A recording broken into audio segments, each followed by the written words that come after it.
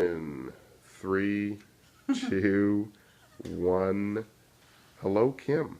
Hello, Lamrick. How are you? I'm doing well. Thank you so much for allowing us some time with you to do our 12th bare bones and upfront video selfie piece. You're in my space today. We thought we'd bring you over to my beautiful-ish abode and kind of grill you with some questions if you're okay with that. Grill away. A question I guess I've been asking continuously now is why Toronto? Why is this the place that you've decided to create your art, your craft? Well, often in the winter I wonder why I'm here in Toronto. But I suppose it's, growing up near Toronto, Toronto was the place to do basically anything. So even if I wasn't going to be a musician, I still would have wanted to be in Toronto. And, it is the music capital of Canada. Is that music capital thing pushed a bit too far? I mean, does it give you the cachet that you need as an artist because you're in Toronto, or does that hinder you in what you do? I have found that it has more cachet coming from outside of Canada. So other countries seem to think Toronto is the place. So the fact that I'm from Toronto helps me with American audiences and things like that, more so than here at home, unfortunately. But, maybe the tide is turning. What's the scene like right now, at least for yourself? What are you feeling? Well, for myself, I feel like there's opportunities appearing that maybe weren't there before. And I don't know if it's because the opportunities are new or if I'm just at a place in my career where they're a better fit. But we shall see. Okay, that's cool.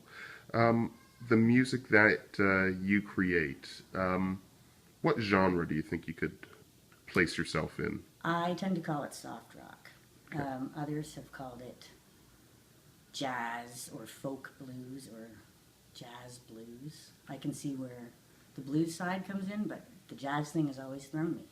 I've never been sure where that one comes from. Is it fair to even throw genres in, or I mean, I've talked to many about singer-songwriter piece or that folk piece. Do you need to have a genre placed on you to kind of succeed in the music business here?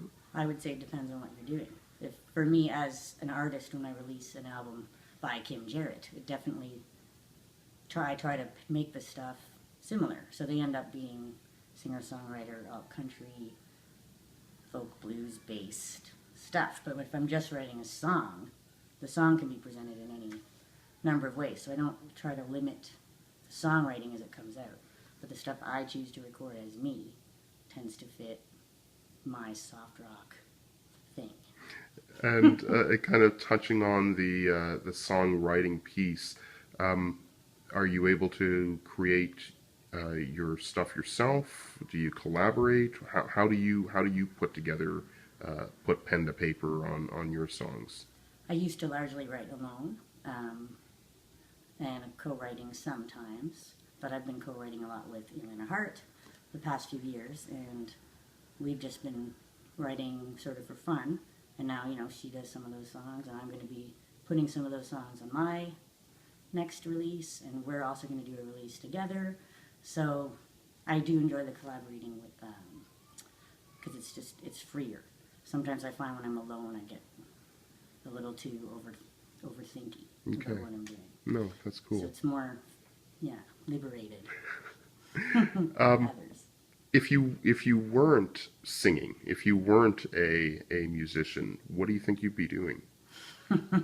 Well, I would probably be doing something completely boring, like I do sometimes, part-time, which is accounting-based data analysis.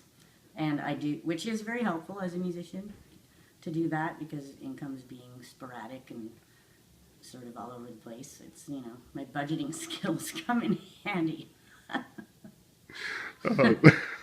Well, we're not going to ask you to recite any data entry stuff for us, but do you think you could play us a little bit? Sure. Okay. Take one.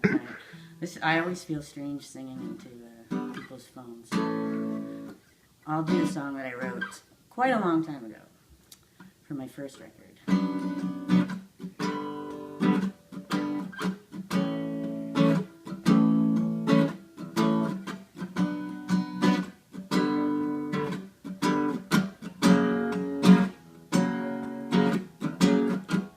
I think I'm starting to feel better. Through my door comes different weather. I'm not back to normal just yet. Still afraid to get my feet wet. I'm not alright, but I will be fine. And soon you will be off my mind. 'Cause I just need a little time. I'll be alright. I will be fine. Oh, yesterday's gone. Tomorrow's almost here. Yesterday's gone. I can't get back those years. Yesterday's gone. I've cried too many tears. It's over.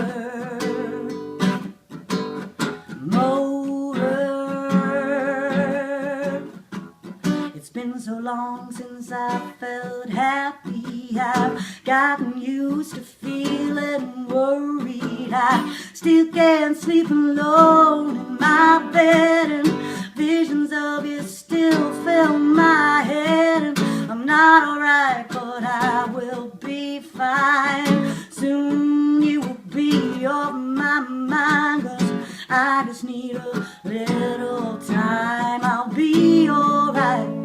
I will be fine. Oh, yesterday's gone. Tomorrow's almost here. Yesterday's gone. I can't get back those years. Oh, yesterday's gone. I've cried too many tears. It's over.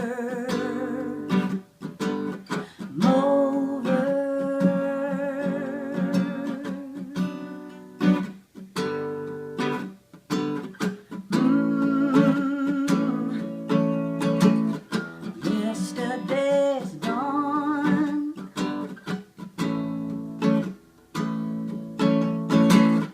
Yesterday's gone. I've cried too many tears. It's over. Kim, thank you so very much. You're welcome. Alrighty. I actually wrote that about leaving the world of, business prior to becoming an artist. And that was actually it was funny because I gave myself a year to see if I wanted to do this music thing. And in the first 2 days I had off, I wrote my whole first record. And it was mostly about leaving that whole mindset of like, am I a songwriter? Am I a musician? When I started figuring out, well, the only way to do it is to just do it. So if you can't live in the past, you can't live in the future, you have to be present. Right there and then. Mm-hmm. Very cool. So that's what that's about, not about an ex-lover. Although lots of things get spun into that. I can understand. Kim, thanks again. You're welcome. Thank Alrighty. you.